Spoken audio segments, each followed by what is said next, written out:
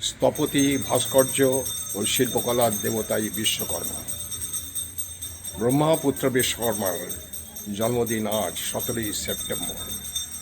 এই 17ই সেপ্টেম্বর আজকে বিশ্বকর্মা পুজোর বিশেষ দিন। আজকেই এটা বিশ্বাস করা হয় বিশ্বকর্মার জন্ম। সেই উপলক্ষে আজকের দিনে তার পূজা অর্চনা করা হয়।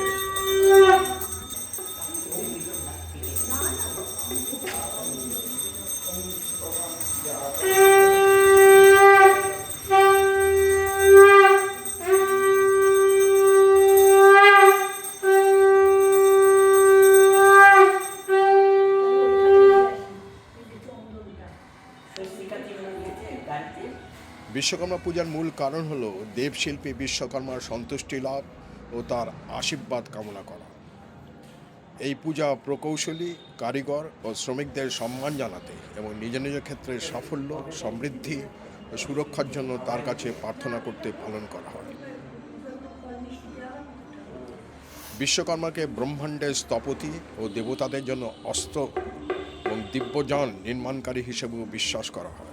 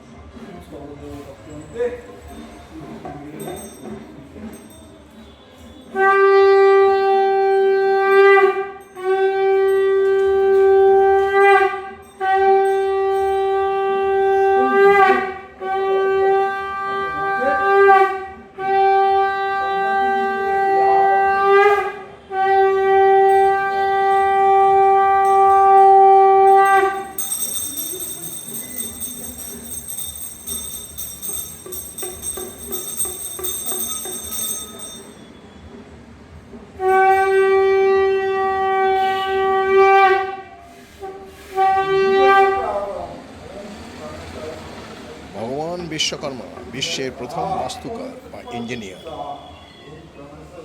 কথিত আছে যে তিনি তার পিতা ভগবান ব্রহ্মাকে ব্রহ্মাণ্ড তৈরি করতে সহায়তা করেছিলেন। এছাড়াও বিশ্বকর্মা দেবতাদের অস্ত্র, রথ ও শহর নির্মাণ করে দিয়েছিলেন। হিন্দু পুরাণে বিশ্বকর্মাকে শিল্পকলার দেবতা বলে মনে করা হয়। তিনি রাবণের সোনার লঙ্কা ও শ্রীকৃষ্ণের দ্বারকা নগরীও তৈরি করেছিলেন। তাই বিশ্বকর্মা পুজোর দিন ইঞ্জিনিয়ার, স্থপতি, ভাস্কর ও শিল্পকর্মী কারিগরদের জন্য খুবই গুরুত্বপূর্ণ। তারা তাদের ব্যবসায়িক প্রতিষ্ঠান, সরঞ্জাম ইত্যাদি পুজো করেন।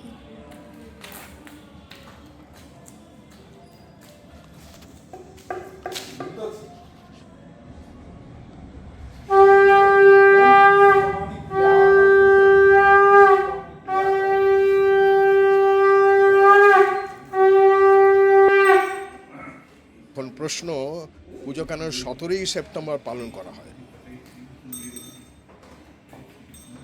দু এক বছর ছাড়া প্রতি বছরই বিশ্বকর্মাকে 17ই সেপ্টেম্বর পুজো করা হয়।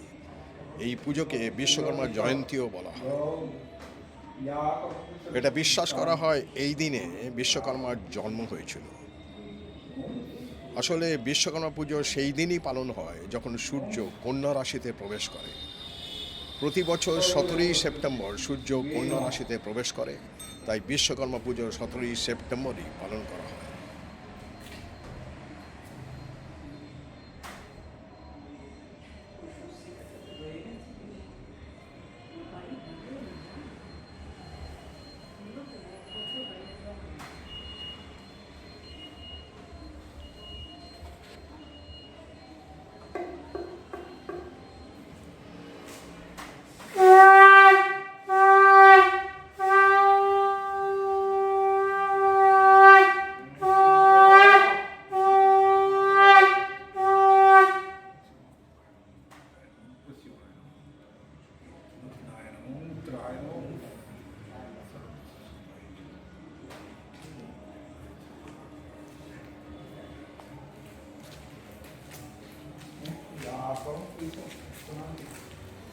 नारायण